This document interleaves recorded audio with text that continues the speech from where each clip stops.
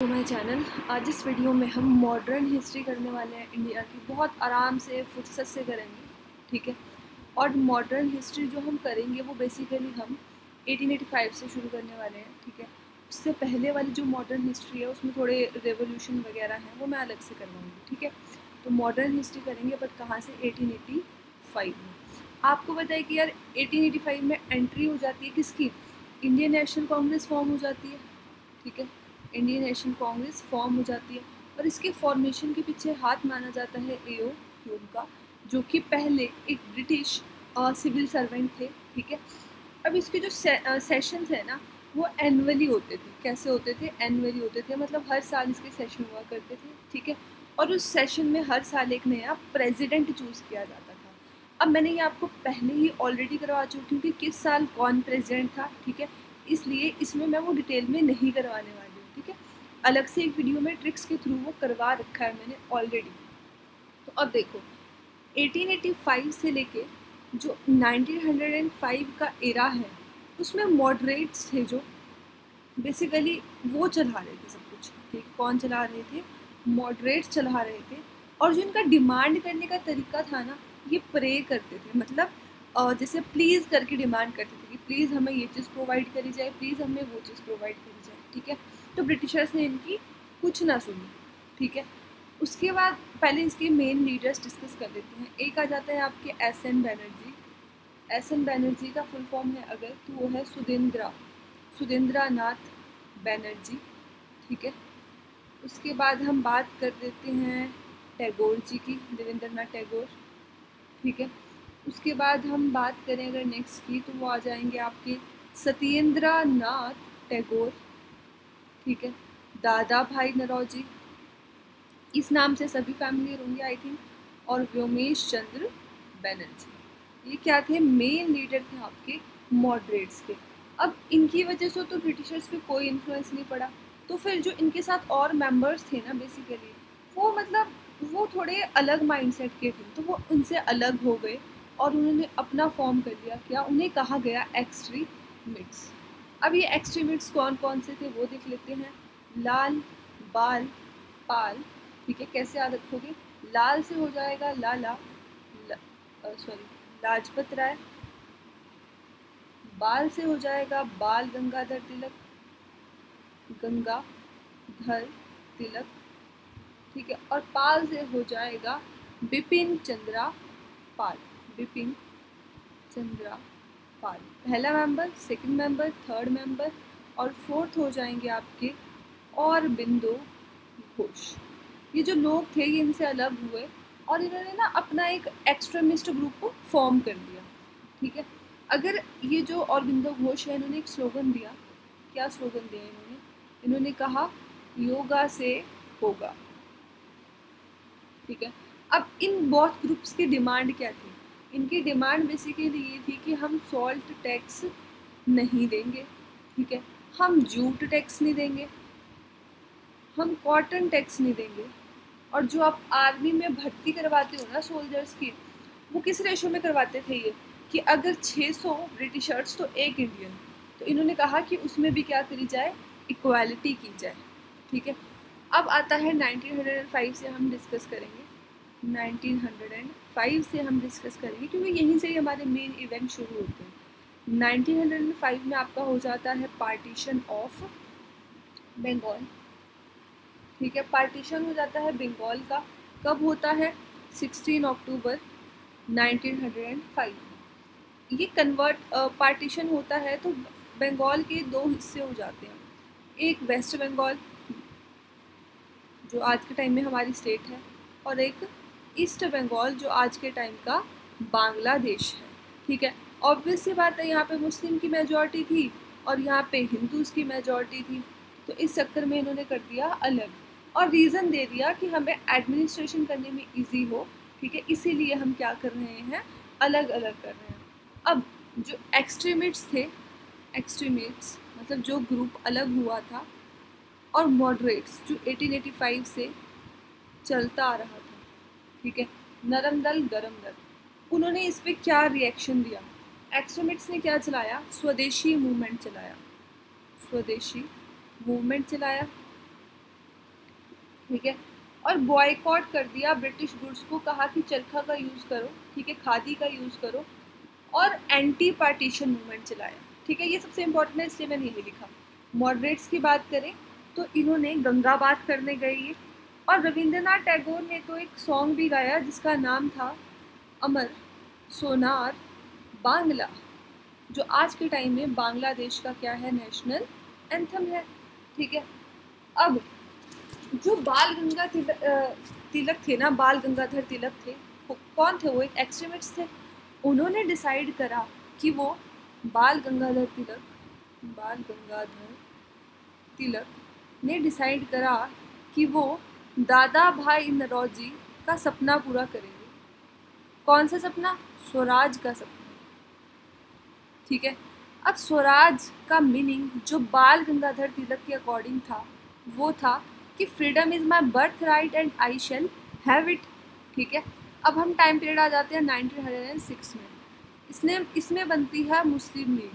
अब मुस्लिम्स ने कहा कि भाई हमने भी अपनी डिमांडें पूरी करवानी है, हमें भी लगता है अलग से ऑर्गेनाइजेशन बनानी पड़ेगी। चलो जी, कुछ लोग जो इसके मेन लीडर थे उसमें आ जाते हैं नवाब सलीमुल्लाह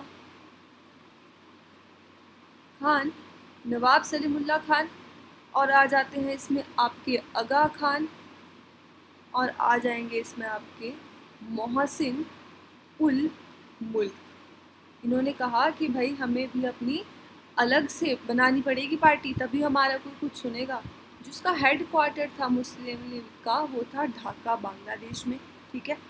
अब देखो, ये जो मुस्लिम लीग अलग हुई थी ना, ये भी एक्सट्रीमिस्ट्स में से ही अलग हुई थी। इन्हें भी लगा कि हमारा यहाँ कोई नहीं सुनेगा। ठीक है। अब जो 1907 में हो जाता है सूरत स्प्लिट। ठीक है। अब ये होता क्यों है? क्योंकि एक्सट्रीमिस्ट और मॉडरेट्स उन्होंने डिसाइड करा था कि एक साल इंडियन नेशनल कांग्रेस में तुम्हारा प्रेसिडेंट बनेगा और एक साल हमारा। अब हुआ क्या? 1905, 1906, 1907 लगातार एक्सट्रीमिस्ट का ही प्रेसिडेंट बनता जा रहा है। अब भाई जिस वजह से जो मॉडरेट्स थे और एक्सट्रीमिस्ट थे उनमें हो जाता है झगड़ा, और वो हो जाते हैं कि भाई हम तो अलग हो जाएंगे। और उस टाइम पे 1907 का जो सेशन था वो सूरत में होता है, इसीलिए इसको सूरत स्प्लिट बोला जाता है। ठीक है। सूरत स्प्लिट होता है 1907 में। अब अगर हम बात करें 1908 की, तो 1908 को कहा जाता है बेसिकली आपका, एक मिनट, 1908 को कहा जाता है आपका ब्लैक ईयर फॉर न्यूज़पेपर। अब ऐसा क्यों? जब पार्टी से अलग होते हैं ना, तो जो आपके बाल गंगाधर तिलक थे वो एक न्यूज़पेपर पब्लिश करते हैं। बेसिकली दो करते हैं, एक का नाम था केसरी और एक का नाम था मराठा, मतलब मराठा। ठीक है। ये जो न्यूज़पेपर थे ना, बेसिकली ये लोगों को अवेयर करवा रहे थे ब्रिटिशर्स की करतूतों के बारे में। ठीक है। तो ब्रिटिशर्स क्या करते हैं, उनको सिडिशन चार्जेस के चक्कर में, सिडिशन चार्जेस क्या होते हैं कि आपने स्टेट के अगेंस्ट क्राइम करा है, इसके चक्कर में जेल में डाल देते हैं फॉर 6 ईयर्स। ठीक है। अब ब्रिटिशर्स रूल लेके आए कि किसी ने भी कोई न्यूज़पेपर पब्लिश करना है तो उससे एक दिन पहले वो न्यूज़पेपर ब्रिटिशर्स के पास आके चेक होगा और फिर अगले दिन वो पब्लिश हो जाएगा। अब जो ये मॉडरेट्स का ग्रुप था ना, मॉडरेट्स का ये जो ग्रुप था ये बिखर गया था। ठीक है। बिखर किस तरह से गया था ये? बेसिकली जो बाल गंगाधर तिलक थे वो जेल चले गए। ठीक है। और जो आपके लाला लाजपत राय थे, ही मूव टू यूएसए, और वहाँ पे उन्होंने प्री गदर एक्टिविटीज़ शुरू कर दी थी। ठीक है। जो औरबिंदो घोष थे आपके, औरबिंदो घोष थे, वो कहाँ चले गए? वो पुडुचेरी चले गए। ठीक है। और वहाँ पे जाके उन्होंने क्या शुरू कर दिया? ऑरोविला आश्रम। ठीक है। और इस ऑरोविला आश्रम में वो योगा सिखाने लगे, और योगा सिखाते सिखाते लोगों को ब्रिटिशर्स की करतूतों से अवेयर भी करवाने लगे। जो बच्चे आपके बिपिन चंद्रा पाल उन्होंने रिटायरमेंट ले ली। ठीक है। अब 1909 में आ जाता है आपका मॉर्ले मिंटो रिफॉर्म। बेसिकली जो आपके मिंटू थे वो उस टाइम पे वाइसराय थे इंडिया के, वॉइसरॉय थे इंडिया के, ठीक है। और जो आपके मॉर्ले थे वो लंदन में सेक्रेटरी ऑफ स्टेट थे। अब मुस्लिम ने सोचा कि यार अगर ना ब्रिटिशर्स ने सोचा कि अगर मुस्लिम्स का सपोर्ट मिल जाए तो फिर क्या होगा, मतलब और ज़्यादा इनमें फूट पड़ेगी। तो इन्होंने मुस्लिम्स के लिए रिफॉर्म लाए। क्या बोला इन्होंने कि भाई जो सेंटर असेंबली होगी ना उसमें मुस्लिम्स के लिए सीटें रिजर्व की जाएगी, ठीक है। और इनके लिए एक सेपरेट इलेक्टोरेट सिस्टम बनाया जाएगा, अलग से इलेक्टोरेट सिस्टम बनाया जाएगा, ठीक है। अब 1911 में आ जाते हैं। इम्पॉर्टेंट इंसिडेंट है 1911 का, दिल्ली दरबार। जो लॉर्ड हार्डिंगे थे, लॉर्ड हार्डिंगे, वो इस टाइम पे वॉइसरॉय थे इंडिया के, ठीक है। इसके टाइम पे जो मैरी है एंड जॉर्ज हैं, जॉर्ज 5 इंडिया विजिट करते हैं, ठीक है। और डिक्लेयर करते हैं क्या कि हमने पार्टीशन ऑफ बंगाल को रद्द कर दिया जाएगा, ठीक है। क्योंकि स्वदेशी मूवमेंट जो चलाया था ना उसकी वजह से जो इकोनॉमी थी वो डाउन आ रही थी, ठीक है। और साथ में ये भी अनाउंसमेंट करते हैं कि जो कैपिटल है उसको कलकत्ता से दिल्ली शिफ्ट कर दिया जाएगा। अब लोगों में उस चीज़ का भी आक्रोश फैल गया कि हमारी कैपिटल शिफ्ट कर रहे हैं, ये कहाँ, दिल्ली शिफ्ट कर रहे हैं। पहले बेसिकली कैपिटल कलकत्ता ही हुआ करती थी, ठीक है। और 1912 में कैपिटल शिफ्ट हो जाती है, कहाँ को, कलकत्ता से दिल्ली को, ठीक है। अब आ जाते हैं 1913 के बारे में बात करने। गदर पार्टी आ जाती है अस्तित्व में, ठीक है। गदर पार्टी का ही दूसरा नाम था अंग्रेजी राज का दुश्मन। क्या था, अंग्रेजी राज का दुश्मन, ठीक है। ये जो गदर नाम था ना इन्होंने लिया हुआ, ये लिया किससे था, गदर एक न्यूज़पेपर था बेसिकली, वीकली जर्नल था, उससे लिया था। हेडक्वार्टर इसका यूएसए में था। और यूएसए में कहाँ, पहले वो देख लेते हैं, सैन फ्रांसिस्को में, ठीक है। और जो इसके मेन लीडर्स थे वो थे इसके लाला हरदयाल, ठीक है, सोहन सिंह बखड़ा,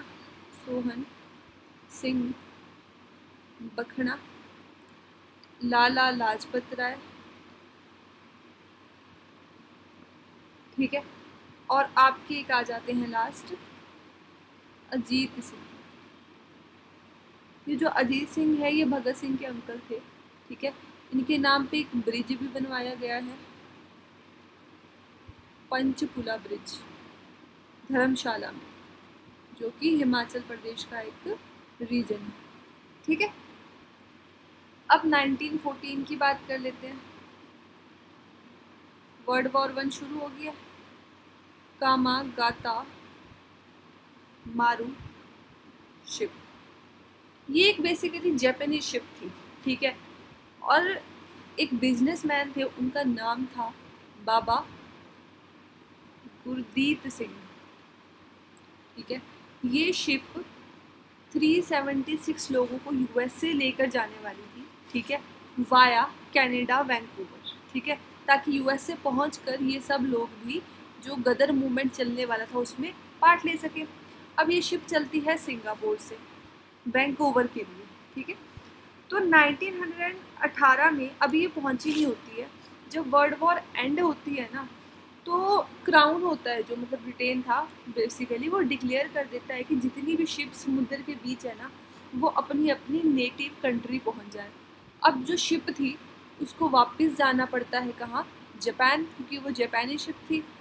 पर अब जो इसमें लोग थे बैठे हुए उनको उनकी नेटिव कंट्री छोड़ना था, ठीक है। अब इस चक्कर में जो शिप थी उसको कनाडा पोर्ट पे, कनाडा से चली थी ना वो, 2 महीने के लिए होल्ड लगाया जाता है। उसके बाद उस शिप को वापस लाया जाता है कहाँ पे, कलकत्ता। जब कलकत्ता पहुँचते हैं, पहले कलकत्ता का पोर्ट कौन सा था वो देख लो, बज पोर्ट, और या फिर इसको बोलते हैं डम पोर्ट, ठीक है, ये पोर्ट था। अब जब शिप से लोग उतर के देखते हैं जो इंडियंस थे, उनको गुस्सा आता है कि हमें वापस इंडिया ले आए और उनके और ब्रिटिशर्स के बीच में, मतलब इंडियंस और ब्रिटिशर्स के बीच में वहाँ पे मुठभेड़ हो जाती है, ठीक है, जिसमें 22 लोग मारे जाते हैं जो इंडियंस थे बेसिकली, और इसका जिम्मेवार ठहराया जाता है बाबा गुरदीप सिंह को, और इन्हें डाल दिया जाता है जेल में, ठीक है। यहाँ पे ये स्टोरी ख़त्म होती है। अब 1915 पे आ जाते हैं हम। जो एनी बेसेंट थी उन्हें जेल से फ्री कर दिया जाता है, क्योंकि वो मूवमेंट करते रहते थे, इस वजह से उन्हें जेल में डाला गया था, ठीक है। अब जो एनी बेसेंट थी बेसिकली वो आयरलैंड से बिलोंग करती थी, ठीक है। जब ये इंडिया, मतलब गांधी जी के साथ इनकी इंटरेक्शन हुई, तो गांधी जी ने इनको नाम दिया बसंत कौर का, ठीक है। 1915 9 जनवरी गांधी जी भी वापस आ जाते हैं साउथ अफ्रीका से इंडिया की तरफ, और इनको लाने वाले पर्सन थे गोपाल कृष्ण गोखले, मतलब जिन्होंने कहा इन्हें वापस आने के लिए, ठीक है। अब वापस आते ही कैसे याद रखना है कि इन्हें ना केक खिलाया गया। क्या खिलाया गया? इन्हें केक खिलाया गया। केक से आप याद रखोगे सी से, इन्होंने चंपारण करा बिहार में, ठीक है, जो इंडिगो की खेती के अगेंस्ट था। 1917 में ये किया गया। उसके बाद इन्होंने अहमदाबाद मिल स्ट्राइक करी, 1918 में, और इन्होंने खेड़ा सत्याग्रह किया, 1918 में। जो अहमदाबाद मिल स्ट्राइक थी, इसमें ये 3 दिनों के लिए भूखे रहे थे, और ये पहली इनकी हंगर स्ट्राइक थी, ठीक है, और तीनों के तीनों जीते हैं इन्होंने। अब हम 1916 की बात करते हैं, मतलब इनकी डिमांड्स को फुलफिल कर दिया गया था। 1916 में आता है आपका होम रूल मूवमेंट। अब होम रूल मूवमेंट में जो मेन रोल है वो 2 लोगों ने प्ले करा। पहली थी आपकी एनी बेसेंट, दूसरे थे आपके बाल गंगाधर तिलक, ठीक है। बाल गंगाधर तिलक शुरू करते हैं क्या? अखिल भारतीय मूवमेंट। बेसिकली ये होम रूल मूवमेंट ही था दोनों का, बस इनका नाम था अखिल भारतीय मूवमेंट, और दूसरे का था क्या बोलते होम रूल मूवमेंट, ठीक है। इनको सपोर्ट किया 10% लोगों ने, और इनको सपोर्ट किया 90% लोगों ने, ठीक है। नेक्स्ट पे हम मूव करते हैं। हाँ, पर एक चीज़ जो इस मूवमेंट के टाइम पे हुई, इस मूवमेंट पे ये कौन थे? एक्सट्रीमिस्ट्स, सॉरी मॉडरेट्स, और ये कौन थे आपके, यार उल्टा तो नहीं बोल रही हूँ मैं, एक मिनट, ये थे आपके मॉडरेट्स, हाँ सही बोल रही हूँ, और ये थे आपके एक्सट्रीमिस्ट्स, ठीक है। ये इकट्ठे हो गए इस मूवमेंट की वजह से, और इसको बोला गया ईयर ऑफ यूनिटी, ठीक है। इतना क्लियर हो गया होगा। अब 1917 में बात करते हैं। 1917 में जो एनी बेसेंट थी आपकी, वो इंडियन नेशनल कांग्रेस की बनती है president, and she was the first lady president of Indian national Congress, ठीक है। उसके बाद 1917 में जो दूसरी चीज़ होती है, आता है मॉन्टेग्यू चेल्मस्फोर्ड रिफॉर्म आते हैं। बेसिकली इसमें बोला क्या गया था कि इंडियंस को ना स्पेशल रिप्रेजेंटेशन दी जाएगी इलेक्शंस के दौरान, ठीक है। अब 1919 में बात करते हैं। इसमें हुआ क्या बेसिकली, एक तो आपकी वो अमृतसर में जलियांवाला बाग मैसेकर हुआ, ठीक है। दूसरी, लाइसेंस मैंडेटरी कर दिया गया, मतलब उस चीज़ को हम समझेंगे कि जलियांवाला बाग मैसेकर क्या हुआ, मतलब क्या था, ठीक है। लाइसेंस मैंडेटरी कर दिया गया कि अगर किसी को अपने पास वेपन रखना है ना, कोई हथियार रखना है, तो आपको लाइसेंस कैरी करना पड़ेगा। गवर्नमेंट ऑफ इंडिया एक्ट 1919, ठीक है। लाइसेंस मैंडेटरी कर दिया गया। दूसरी चीज़, जो सिख्स थे उनके लिए सेपरेट इलेक्टोरेट सिस्टम, ठीक है। इन्होंने कहा कि हम एक रिस्पॉन्सिबल, ब्रिटिशर्स ने कहा हम एक रिस्पॉन्सिबल गवर्नमेंट बनाएंगे इंडिया में, जिसमें इंडियंस को सेंटर में और प्रोविंस में रिप्रेजेंटेशन दी गई जाएगी। और दूसरी चीज़ आई नो अपील नो वकील, सॉरी, नो अपील, नो वकील, नो दलील। इसका क्या मतलब है कि अगर आपको शक के दौरे पे अरेस्ट किया जाता है कि आप ब्रिटिश गवर्नमेंट के खिलाफ कुछ कर रहे हैं और आपको उसके शक की निगाहों से देख के आपको सस्पेक्ट, एज अ सस्पेक्ट आपको अरेस्ट कर लिया गया, तो फिर आपको 2 साल की सज़ा हो जाएगी डायरेक्ट। और आपके पास कोई राइट नहीं है ना ही अपील करने का, ना ही वकील करने का, और ना ही दलील करने का। ठीक है, तो इंडियंस ने इस एक्ट को कहा अंधा कानून, और ब्रिटिशर्स ने कहा इसको क्या, एंटी रेवोल्यूशनरी एक्ट। अब गांधी जी ने इसके अगेंस्ट रॉलेट सत्याग्रह शुरू कर दिया अगेंस्ट। ठीक है, कब हुआ शुरू? 6 अप्रैल को आपका रॉलेट सत्याग्रह शुरू हुआ। 9 अप्रैल को क्या हुआ? पंजाब के लाहौर एरिया में से एक रैली निकाली जा रही थी। इसमें जो मेन लीडर्स थे वो थे सत्यपाल, दूसरे थे आपके सैफुद्दीन खिचलू। इन दोनों बंदों को अरेस्ट कर लिया जाता है। ठीक है, अब इससे लोगों में और आक्रोश आ जाता है कि भाई अरेस्ट कर दिया गया, तो लोगों को ये गलत लगा। ठीक है, तो लोग क्या करते हैं कि चलो भाई एक काम करते हैं, जो जलियन वाला बाग है ना, कहाँ पे, अमृतसर में, वहाँ पे इकट्ठे होते हैं और डिस्कस करते हैं कि क्या करना है। कब इकट्ठे हुए? 13 अप्रैल 1919 को। इस पर लोगों के पास कोई वेपन नहीं थे, ये एक पीसफुल गैदरिंग थी। ठीक है, और एक सोशल गैदरिंग थी बेसिकली। अब जो M.O. डायर था वो सेक्रेटरी था किसका? स्टेट का। और जो जनरल डायर था वो था police officer in India, sorry, police officer in India. ठीक है, एक गद्दार बंदा जिसका नाम था आपका हंस राज, वो इन्फॉर्म कर देता है इनको कि भाई ऐसी ऐसी गैदरिंग होने वाली है। ठीक है, अब अकॉर्डिंग टू ब्रिटिशर्स आते हैं भाई, आता है जनरल डायर, सारे दरवाजे बंद करवा, एक ही तो दरवाज़ा था वहाँ पे निकलने के लिए, उसको बंद करवाता है और इन लोगों पे गोलियां चलानी शुरू करवा देता है। ठीक है, अब ब्रिटिश डाटा के अकॉर्डिंग मारे गए 376 लोग। अगर हम बात करें इंडिया के रिपोर्ट्स की तो 20,000 से ज़्यादा लोग मारे गए थे उस इंसिडेंट में। ठीक है, अब उधम सिंह, अब बात आ रही है किसकी? उधम सिंह की।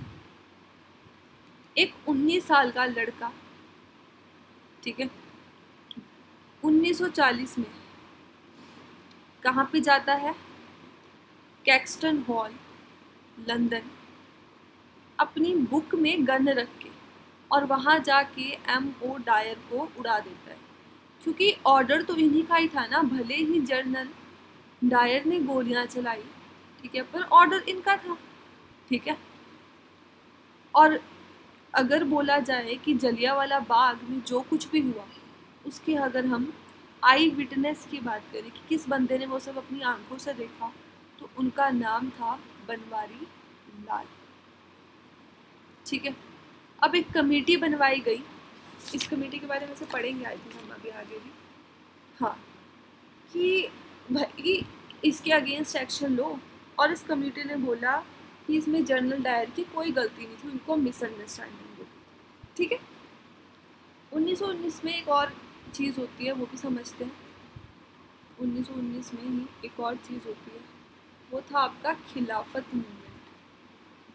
उसको भी समझ लेते हैं क्या था ये, क्या नहीं था। देखो बेसिकली है क्या, जो सुल्तान थे कहाँ के? ऑटोमन एम्पायर के, उनको खलीफा बोला जाता था। और वो जो खलीफा था ना, बेसिकली ऐसा माना जाता है कि मुस्लिम्स का हेड है वो। अब चाहे वो इंडिया के मुस्लिम्स है, चाहे पाकिस्तान के है, चाहे जहाँ मर्जी हो। ठीक है, अब ब्रिटिशर्स ने बोला, कुछ इनकी वर्ल्ड वॉर के टाइम पे अपना मतलब हार गए थे ये ऑटोमन एम्पायर वाले, तो ब्रिटिशर्स ने कहा कि हम अब उस चीज़ को एक्वायर कर लेंगे। ठीक है, अब जो ऑटोमन एम्पायर है वो टर्किश टेरिटरी का पार्ट नहीं रहेगा। अब अगर ऐसा हो जाता तो जो खलीफा था वो ब्रिटिशर्स के कंट्रोल के अंदर चला जाएगा। तो दो बंदे जिनका नाम था मोहम्मद अली और दूसरे कौन थे, शौकत अली, ये दो बंदे लॉन्च कर देते हैं खिलाफत मूवमेंट अगेंस्ट द ब्रिटिशर्स। ठीक है, और इसके लीडर ये खुद चूज करते हैं किसको, गांधी जी को। ठीक है, रीज़न क्या है, गांधी जी ने पहले भी काफ़ी मूवमेंट कर रखे थे, तो इन्हें उम्मीद थी, ठीक है, कि भाई गांधी जी अगर इस मूवमेंट को भी लीड करेंगे तो हम जीत जाएंगे। और गांधी जी ने भी सोचा कि ये इस टाइम बेस्ट टाइम है इंडिया में यूनिटी लाने का, क्योंकि मुस्लिम्स के साथ भी गलत हो रहा है, हिंदूज़ के साथ भी और सिख्स के साथ भी, तो इन्होंने इस मूवमेंट को लीड करने से हाँ कर दिया।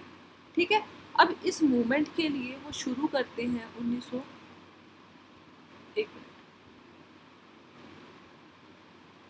यार चल पड़ 1 मिनट यार बस, हाँ 1920 में वो शुरू करते हैं आपका नॉन कॉपरेशन मूवमेंट।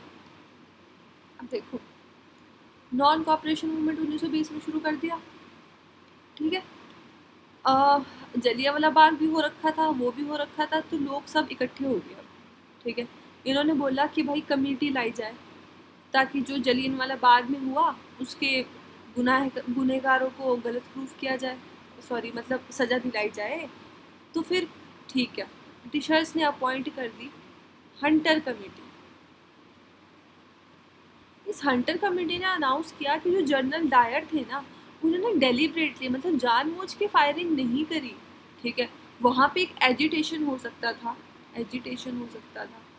ठीक है, और वो एजिटेशन काफ़ी मतलब हद तक जा सकता था कि झगड़े हो सकते थे, मुठभेड़ हो सकती थी, इसीलिए उन्हें फायरिंग करनी पड़ी। ठीक है, और जो जनरल डायर था, कौन था आपका, जनरल डायर था, उसको बोला गया कि ही इज़ नॉट गिल्टी, और टाइटल दिया गया ब्रिटिशर्स के द्वारा इनको टाइगर ऑफ ब्रिटिश एम्पायर, ठीक है, इन इंडिया। अब नॉन कॉपरेशन मूवमेंट के लोगों ने चलाया, उन्हें गुस्सा आ गया, उन्होंने कहा कि भाई ब्रिटिश गुड्स को बॉयकॉट कर दो। ठीक है, और ब्रिटिश जिनके पास गवर्नमेंट जॉब्स हैं, मतलब जो ब्रिटिशर्स के अंदर गवर्नमेंट जॉब्स कर रहे हैं, अपनी नौकरियां छोड़ दो, खादी को प्रमोट करो और जेल भरो का मतलब था, क्योंकि ब्रिटिशर्स अब अरेस्ट ही करने वाले थे, कहते हो जाओ अरेस्ट और उनकी जेलें भर दो। ठीक है, और गांधी जी ने प्रॉमिस करा कि अगर सभी लोग उनका पूरी तरह से साथ देंगे ना, तो वो प्रॉमिस करते हैं कि वो फ्रीडम ला देंगे देश में 1 साल के अंदर। ठीक है, अब लोगों ने क्या किया, जैसा उन्होंने बोला गांधी जी ने, लोगों ने वैसा ही करा, अपनी गवर्नमेंट जॉब छोड़ दी, अपने स्कूल छोड़ दिए, कॉलेज छोड़ दिए। ठीक है, गांधी जी ने अपना केसर ए हिंद का टाइटल छोड़ दिया। ठीक है, और जो आपके रविंद्रनाथ टैगोर थे, उनको गुरुदेव का टाइटल मिल रखा था, उन्होंने वो टाइटल रिफ्यूज़ कर दिया, हालांकि वो उनको गांधी जी ने दिया था, बट स्टिल। ठीक है, अब 1921 में अभी देखना चल रहा है अभी, ठीक है, सब कुछ मूवमेंट चल रहा है अभी, एंट्री होती है आपकी प्रिंस ऑफ वेल्स की। अब मॉडरेट्स ने कहा कि भाई इनका हम वेलकम करेंगे, किस तरह से, हम ना पूरे जयपुर सिटी को ही पिंक कर देंगे, क्योंकि प्रिंस ऑफ वेल्स के चीक्स थे पिंक। ठीक है, ताकि वो शायद हमसे खुश होके हमें आज़ादी दे दें, पर ऐसा कुछ नहीं हुआ। हालांकि 1922 में आ जाते हैं, इसमें होता है आपका चौरी चौरा इंसिडेंट। ये एक बड़ी घटना है, ठीक है, समझना ध्यान से। चौरी चौरा एक गाँव का नाम, यहाँ पे ना एक पीसफुल मूवमेंट हो रहा था, मतलब लोग शांति से अपना मूवमेंट कर रहे थे, नारेबाजी कर रहे थे। ठीक है, पुलिस स्टेशन के सामने से वो जा रहे थे कि तभी पुलिस वालों ने उन्हें मारना पीटना शुरू कर दिया। ठीक है, और उसमें से एक बंदा मर भी गया। अब बाकी लोगों ने देखा कि अगर ऐसी मार खाते रहे तो हम भी मर जाएंगे, तो उन्होंने बदले में लड़ाई करना उन्होंने भी शुरू कर दिया। ठीक है, अब फार्मर्स के हाथ में थी मशाल, वो मशाल लेके चले हुए थे। अब पुलिस थाने में था बारूद, गोला बारूद, ठीक है। अब मशाल की वजह से पुलिस थाने में लग जाती है आग और 22 पुलिस वाले मारे जाते हैं, मारे गए, ठीक है। अब ये जगह कहाँ है? चौरी चौरा, चौरी चौरा यूपी में है। यूपी में एक डिस्ट्रिक्ट है जिसका नाम है नादिया डिस्ट्रिक्ट। नादिया डिस्ट्रिक्ट में एक टाउन है जिसका नाम है गोरखपुर, गोरखपुर, ठीक है। अब इस इंसिडेंट के बाद गांधी जी को अरेस्ट कर लिया गया, ठीक है। जितने भी लोग इसमें सपोर्ट कर रहे थे गांधी जी को, उन सबको अरेस्ट कर लिया गया, ठीक है। गांधी जी ने कहा कि भाई, अब जब गांधी जी से बात की गई कि आपके पास अब एक ही रास्ता है, इस मूवमेंट को बंद कर दो, तो गांधी जी कहते लोगों को कि मैंने तुम्हें बोला था कि अहिंसा को सपोर्ट करो, हिंसा को नहीं। इसीलिए गांधी जी ने 1922 में जो ये नॉन कॉपरेशन मूवमेंट था ये वापस ले लिया, ठीक है। लोगों ने गांधी जी को बोला भी कि भाई हमारी गलती नहीं है वगैरह वगैरह, बट गांधी जी उस टाइम पे चुप रहे। अब 1923 में अब लोगों के मन में ना इंडियन नेशनल कांग्रेस के लिए आक्रोश भरा। 1923 में बनती है स्वराज पार्टी। अब लोग इंडियन नेशनल कांग्रेस को सपोर्ट करने को ही तैयार नहीं। फिर अब जो इंडियन नेशनल कांग्रेस के कुछ मेंबर्स थे, जैसे कि CR दास, ठीक है, और मोतीलाल नेहरू, इन्होंने क्या करा, एक नई पार्टी शुरू कर दी, स्वराज पार्टी, जिसके चेयरमैन बने CR दास और सेक्रेटरी बने मोतीलाल नेहरू, ठीक है, ताकि लोग उन्हें सपोर्ट करें। अब 1924 की बात करते हैं। अब हो जाती है एंट्री हमारे भगत सिंह जी की। जो भगत सिंह जी थे वो ज्वाइन कर लेते हैं आपकी Hindustan Republican association, Hindustan Republican association. अगर बात की जाए कि इसके ओल्डेस्ट मेंबर कौन थे, मतलब ऐसा कौन सा मेंबर था जिसने सबसे पहले ज्वाइन कर रखी थी, तो वो थे आपके चंद्रशेखर आज़ाद। इन्हें पंडित जी कहकर भी लोग बुलाते थे, ठीक है। Hindustan Republican association. 1925 की बात करें तो ये भी इम्पोर्टेंट है, ककोरी ट्रेन इंसिडेंट। इसमें ऐसा क्या हुआ वो जान लेते हैं, ठीक है। अब जो आपके CR दास थे, स्वराज पार्टी के चेयरमैन, उनकी हो जाती है डेथ, ठीक है। अब ये चीज़ खत्म है, ठीक है। अब क्या समझना है आपको कि जो भगत सिंह थे और एसोसिएशन, हिंदुस्तान रिपब्लिकन एसोसिएशन के जो मेंबर्स थे, वो डिसाइड करते हैं कि हम एक ट्रेन को लूटेंगे, और उस ट्रेन का नाम था 8 डाउन ट्रेन। और स्टेशन कौन सा था? स्टेशन था ककोरी। इन्होंने डिसाइड किया हम इस ट्रेन को लूटेंगे, और लूटने का टारगेट क्या था कि हमें वेपन चाहिए और हमें पैसे चाहिए, हमें किसी को मारना नहीं है, वेपन और पैसे चाहिए ताकि हम मूवमेंट कर सकें, ठीक है। तो टोटल 40 मेंबर्स की टीम ये डिसाइड करती है, ठीक है। और जो ट्रेन का चीफ कैबिन क्रू वाला रूम था, वहाँ 8,000 रुपये पड़े हुए थे। इन्होंने ये पैसे चुराए, जो वेपन मिले वो चुराए और वहाँ से भाग गए, ठीक है।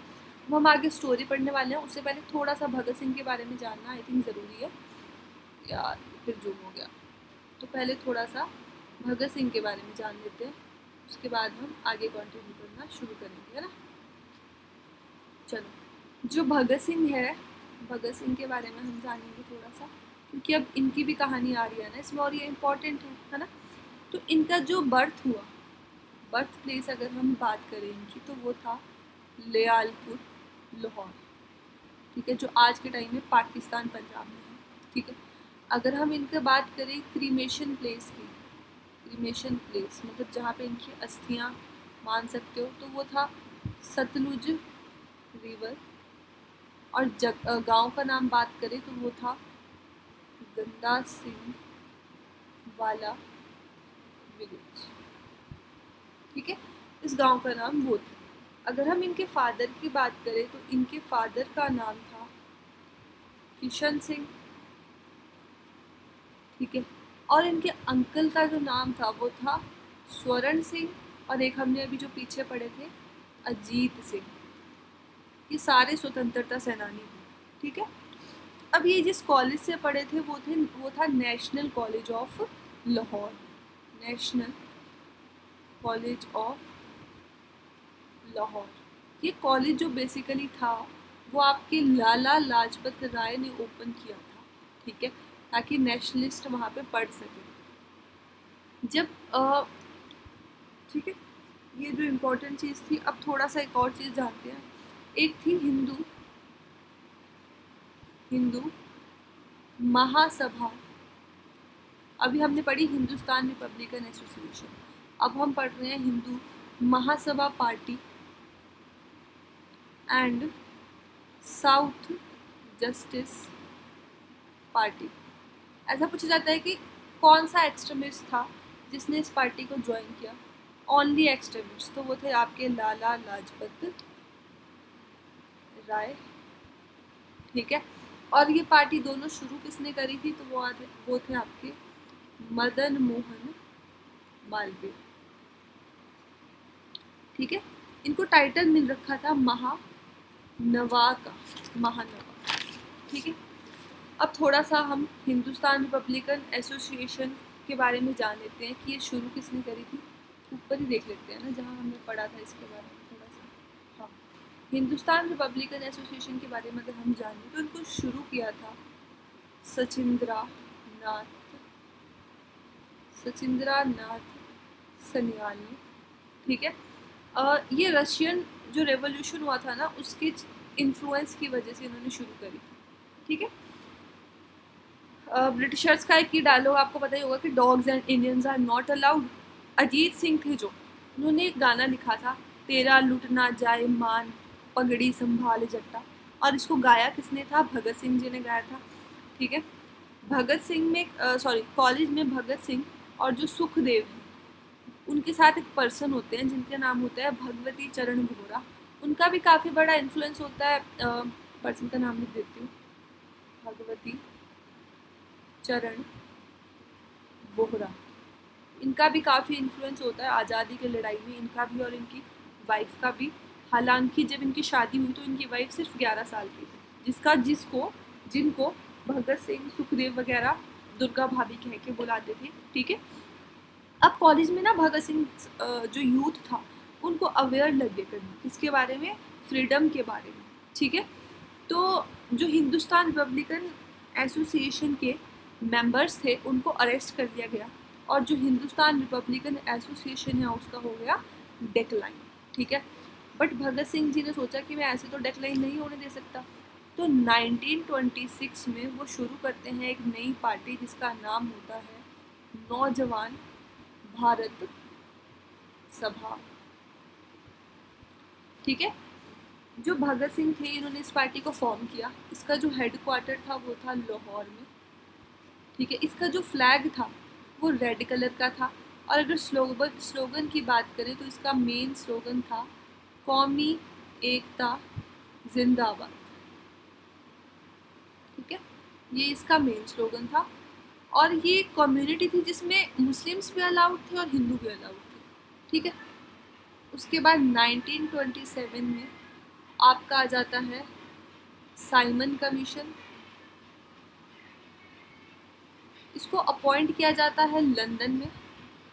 जो ये साइमन कमीशन था ना वो एक 7 मेंबर्स की कमेटी थी, मतलब 7 मेंबर्स की एक ऑर्गेनाइजेशन थी जिसके जो क्लीमेंट एटली थे,